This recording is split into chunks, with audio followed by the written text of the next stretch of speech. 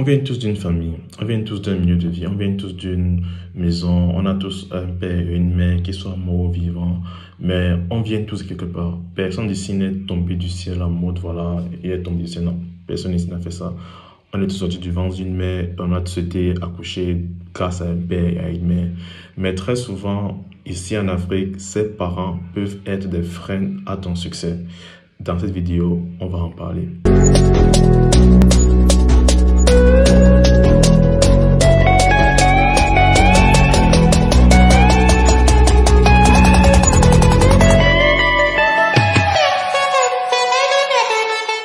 Salut à toi, moi j'appelle Gaston Tégueux, je suis entrepreneur et je suis également disciple de Christ. Sur cette chaîne, on parle de business, on parle de foi chrétienne et on parle également d'argent. Parce que l'un n'est pas incompatible avec l'autre, mais les deux vont de pair. Donc, si tu es nouveau ici, je te recommande de t'abonner et d'activer la cloche de notification pour ne manquer aucune de nos prochaines vidéos. Aujourd'hui, je vais te parler de l'importance des parents, de comment ils peuvent t'induire en erreur, comment ils peuvent t'induire dans l'échec. Je vais prendre quelques cas que peut-être tu as déjà eu à vivre pour bien te faire comprendre la chose. J'ai une amie, c'est pas la seule, mais je pense son cas.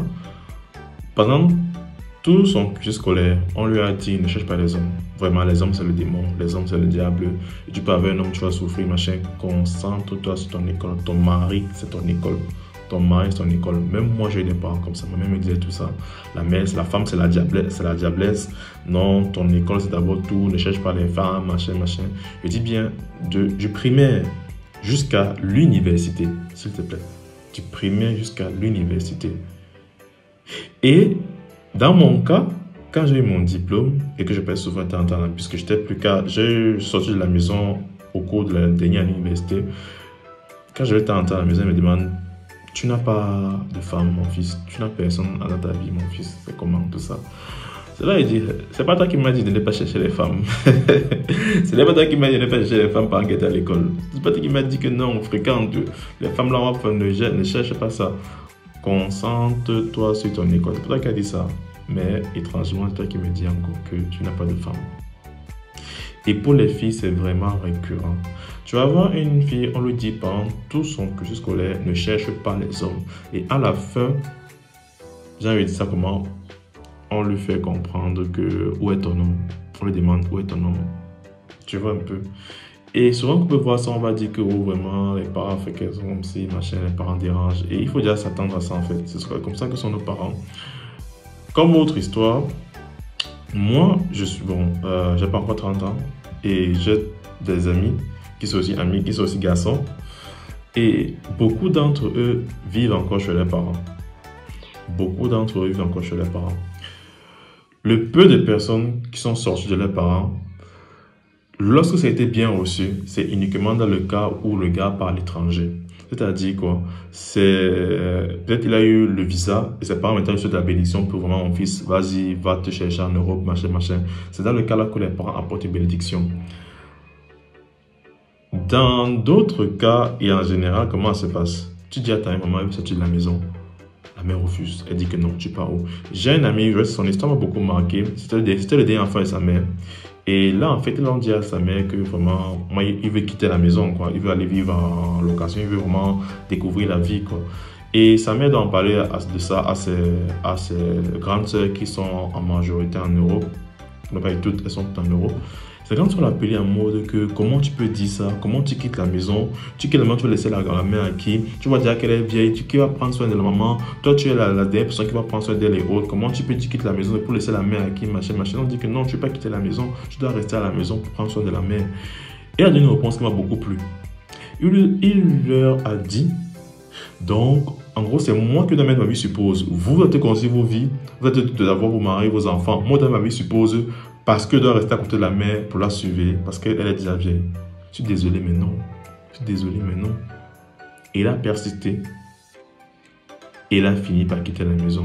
Et sa mère l'a encouragé. Là, c'est vers la fin que sa mère l'a encouragé. À quelques jours du départ, que sa mère a dit vraiment, si tu veux partir, vraiment, courage, vas-y, je t'encourage à aller de l'avant, machin. Même dans mon cas, quand elle dit à mes parents que je quittais la maison, c'était un non catégorique. Par la suite, c'est quand on a vraiment vu que c'était pas une démarche que j'ai pris comme non, c'est une démarche que j'ai réfléchi avant de le faire, j'ai dit de le faire et autres. C'est là qu'on a dit oui. Mais ça n'a pas été un combat facile. C'est là qu'on a dit oui. Tout ça pour te dire quoi? Les parents africains de notre génération dérangent souvent. Ils vont te dire une chose, mais à la fin, ils vont demander les résultats ils vont demander autre chose. Tu m'as dit de ne pas chercher les hommes pendant tout mon école primaire. Pendant toute mon école, en fait, pas école primaire, parce que quand j'étais trop jeune, là, il faut pas chercher les hommes. Pendant tout mon cursus scolaire. À la fin de mon cursus, tu me demandes où est mon mari, où est ma femme. Ça sort d'où ça? Tu m'as dit de ne pas le faire. Tu m'as dit de ne pas sortir souvent la nuit. Et quand je suis maintenant grand, que c'est peut-être à l'étranger que je suis maintenant, c'est pas moi. Tu me demandes comment tu n'arrives pas à ta sortie quand tu sors la nuit. Je ne l'ai pas fait, je n'ai pas eu le temps d'apprendre à le faire. C'est pas ce que tu comprends un peu. Je n'encourage pas à désobéir les parents, mais je suis en train de dire ceci. Si on obéit les parents en toutes choses, à un moment, ça va nous caler à la gauche. Si on fait tout ce que les parents demandent de faire, à un moment, ça va nous caler à la gauche. On va se retrouver un peu désemparé, mal à l'aise à un niveau. Parce que tu te rends compte que tu as fait tout ce que maman demande de faire, mais au final, c'est toi qui es un peu perdant. Souvent, nos parents sont un frein, en fait. Le tout, c'est quoi? C'est pas que tes parents te détestent, tes parents t'aiment beaucoup. Tes parents t'aiment vraiment beaucoup. C'est justement ça un problème. Quelqu'un m'a dit un jour, une des pires personnes à écouter, lorsque tu veux lancer un business, ton père et ta mère. Je répète, l'une des pires personnes à écouter, lorsque tu veux lancer un business, ton père et ta mère, et jamais tes amis. Pourquoi? Parce qu'ils tiennent à toi. Parce qu'ils t'aiment beaucoup. Et lancer un business, c'est risqué. Ça peut ne pas marcher. Tu peux perdre ton argent. En fait, et eux, qu'est-ce qu'ils vont faire? Ils vont t'encourager à choisir l'option la moins risquée. C'est ce qu'ils vont faire. J'ai un autre ami, une autre histoire. Lui, en fait, depuis un moment, je lui demandais que voilà, tu es à la maison. En fait, il y a longtemps que tu es à la maison. Pourquoi tu ne sors pas de la maison? Bon, il m'a dit qu'il attend la volonté de Dieu. Ok. Quelqu'un dit déjà que Dieu a dit, papa, ne discute plus. Dis seulement, ok. Il attend la volonté de Dieu. Et il s'est passé que bon, il attend la volonté pendant des années, non?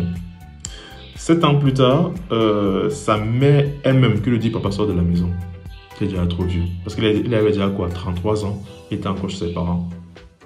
Ça passe pas. Sa mère dit qu'elle veut les petits-enfants. Elle veut voir ses petits-enfants de mourir. Si on attend que nos parents nous demandent de faire certaines choses, on ne le fera jamais ou on le fera trop tard. Parce que je ne dis pas le contraire, mais 33 ans, à plus que par la suite, il a encore dû chercher le local, chercher ci, chercher ça et autres. Donc, il est peut-être sorti de la maison à 34 ans. Il y a beaucoup d'expériences qu'il n'a pas vécues, beaucoup de choses qu'il n'a pas vécues, comparé à celui qui est sorti de la maison à 24 ans. Qui va atteindre le même âge que lui, il aura tellement d'expérience, tellement, comparé à lui qui est sorti à 34 ans. C'est pas une bonne chose. C'est pas une bonne chose. Je fais cette vidéo pour te dire ceci en fait. Si tu écoutes tes parents tout le temps, un moment tu vas buter. Un moment tu vas t'arriver à un niveau où ça sera mauvais. Si tu écoutes tes parents tout le temps, un moment tu vas vraiment buter. Et il faudrait que tu puisses souvent te libérer de l'emprise de tes parents. Tes parents t'aiment beaucoup. Ils ne veulent pas que tu prennes des risques. Et c'est normal. En tant que parent, c'est normal. Maintenant, c'est à toi de vraiment dire à tes parents que voici. La liberté ne se commande pas. Elle s'arrache. Tu vas pas demander à tes parents, apparemment, laisse-moi libre. Non, tu dois arracher ta liberté. Montrer que je peux être libre.